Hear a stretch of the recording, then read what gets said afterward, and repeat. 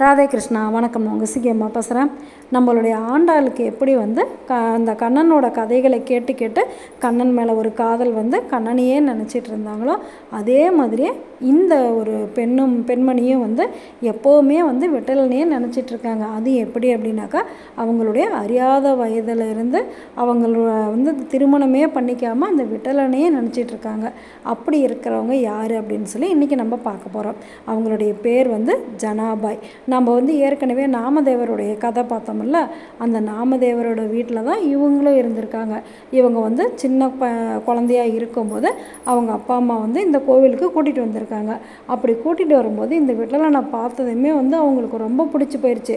நான் வீட்டுக்கே வரமாட்டேன், நான் இங்கே தான் இருப்பேன், நான் இங்கே தான் இருப்பேன் அப்படின்னு சொல்லி ரொம்ப அழுது அடம் பண்ணுறாங்க. எவ்வளவோ சமாதானப்படுத்தி சமாதானம் ஆகவே இல்லை.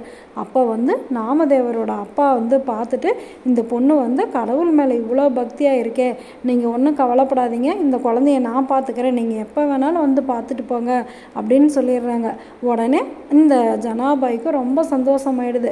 அடடா, நம்ம இனிமேல் டெய்லி விட்டலை நான் பார்க்க போகிறேன் அப்படின்னு சொல்லிட்டு நாமதேவர் கூடவே இந்த அம்மாவும் வளர்கிறாங்க.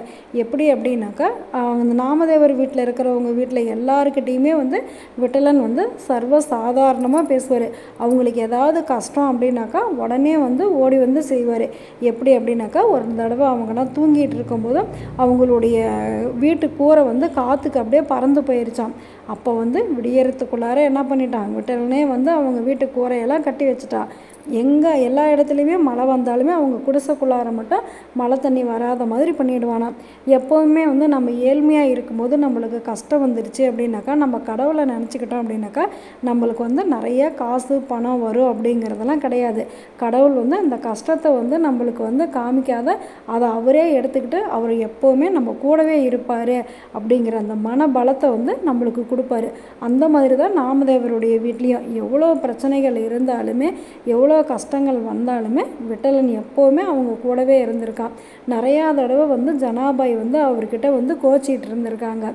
இதில் இன்னொரு ஆச்சரியமான விஷயம் என்ன அப்படின்னாக்கா, அவங்க அதிகமாக அந்த விட்டலனை போய் கோயிலில் பார்த்ததே இல்லையா. ஏன் அப்படின்னாக்கா, இவங்க வீட்டில் நிறையா பேர் இருப்பாங்களாம். அப்போல்லாம் இந்த கையில் தானே கோதுமை மாவு ஆட்டி செய்வாங்க. அந்த மாதிரி அந்த அம்மா எப்போவும் அந்த வீட்டு வேலைகளை செஞ்சுக்கிட்டே விட்டலனை பாடிக்கிட்டே இருப்பாங்களாம். அவ்வளோ பக்தியாக இருப்பாங்களாம். இதுக்கு ஒரு சிறந்த உதாரணம் சொல்லணும் அப்படின்னாக்கா, ஒரு தடவை இந்த அம்மா வரட்டி தட்டிக்கிட்டு இருக்காங்க. அதாவது இந்த சாணியில் செவுத்தில் தட்டி வைப்பாங்கள்ல, இப்போ எல்லாம் அது கிடையாது. முன்ன எல்லாமே மாட்டோட சாணத்தை எடுத்து செவுத்தில் தட்டி வைப்பாங்க. அதை விறகுக்கு யூஸ் பண்ணிக்குவாங்க. அப்படி அந்த அம்மா தட்டிக்கிட்டு இருக்கும்போது பக்கத்து வீட்டு பெண்மணியும் தட்டுறாங்க.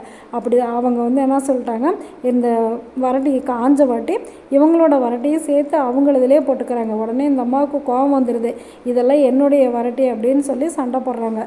அந்த அம்மா இல்லை இல்லை, இதெல்லாம் என்னது தான் அப்படிங்கிறாங்க. அந்த சமயம் நாமதேவர் வராரு. நாமதேவர்கிட்ட ரெண்டு பேருமே சொல்கிறாங்க, இந்த அம்மா என்னுடைய வரட்டி எடுத்துக்கிட்டாங்க அப்படின்னு.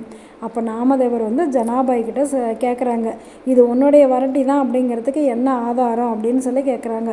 என்னுடைய வரட்டி எடுத்து காதில் வச்சுப்பார், அதில் விட்டலா விட்டலா அப்படிங்கிற நாமம் கேட்கும் அப்படிங்கிறாங்க.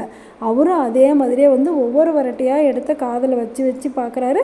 அந்த வரட்டியில் எல்லாமே விட்டலா விட்டலா விட்டலா அப்படின்னு சொல்லி விட்டலனோட நாமம் தான் கேட்டுச்சான். நம்ம எந்த வேலை செஞ்சாலும் கடவுளுடைய பேரை சொல்லிக்கிட்டே செஞ்சோம்னாக்கா நம்ம செய்கிற வேலைகள்லையுமே கடவுள் நிறைஞ்சிருக்காரு அப்படிங்கிறதுக்கு இது ஒரு சிறந்த உதாரணம். விட்டலன் எப்போவுமே இங்கே இருக்கிறதுனால ருக்மணியே சில சமயங்களில் ஜனாபாய் மேலே கோச்சிட்டு இருந்திருக்காங்களாம். எதுக்காக அன்பாக கோச்சிக்கிறாங்க, விட்டலன் எப்போவும் அங்கேயே இருக்கானே அப்படின்னு சொல்லிட்டு. ஆக்சுவலாக நாமதேவரை விட நம்மளுடைய ஜனாபாய்க்கு வயது ஜாஸ்தி இருந்தாலுமே நாமதேவரை குருவாக ஏற்றுக்கிட்டு இவங்களும் நிறையா பாடல்கள் பாடியிருக்காங்க. நாமதேவருடைய குடும்பத்தில் இருக்கிற 14 பேர் ஒட்டுக்காக ஜீவசமாதி ஆகியிருக்காங்க. அப்படி அவங்கெல்லாம் ஒட்டுக்காக ஜீவசமாதி ஆகும்போது அவங்க கூடவே சேர்ந்து இந்த ஜனாபாய் அப்படிங்கிறவங்களும் விட்டலனோட ஐக்கியமாயிட்டாங்க. நாமளும் எப்போவும் விட்டலன் நினச்சிக்கிட்டே இருந்தோம்னா விட்டலன் கண்டிப்பாக நம்ம கூடவும் ஓடுவான், ஆடுவான், பாடுவான், விளையாடுவான். நம்ம செய்கிற வேலைகள் எல்லாத்துலேயுமே அவனும் இருப்பான். ஜனாபாயும் விட்டலனும் மாதிரி விட்டலனும் நாமளும் எப்போவுமே இருப்போம். உங்களுக்கு வாய்ப்பு கிடைக்கும்போது கண்டிப்பாக பண்டரிபுரம் போய் ஜனாபாய் அவர்களுடைய சமாதியும் பார்த்துட்டு வாங்க. பார்த்துட்டு வரீங்களா? நல்லது நினைப்போம், நல்லது நடக்கும், ஆனந்தமாக இருப்போம். Okay, bye. ராதே கிருஷ்ணா.